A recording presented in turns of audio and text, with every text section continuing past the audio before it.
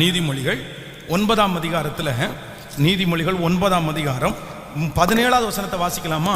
9ஆம் அதிகாரம் 17வது வசனத்தை வாசிக்கணும். மதியீனனை நோக்கி திருட்டு தண்ணீர் தித்திக்கும், அந்தரங்கத்தில் புசிக்கும் அப்பம் இன்பமாய் இருக்கும் என்று சொல்லி கூப்பிடுகிறாள். ஹலோ, எல்லாம் சத்தமா இன்னொரு டைம் வாசிங்க. இங்க வருதா? இங்கே பார்த்து கூட வாசிங்க. மதியீனனை நோக்கி திருட்டு தண்ணீர் என்ன பண்ணுமாமா? எந்த தண்ணி? வீட்டில் குடிக்கிற தண்ணி டேஸ்டா இருக்காது, ஆனா பக்கத்து வீட்டில் திருடி குடிக்கிறது எப்படி இருக்குமா மாமா?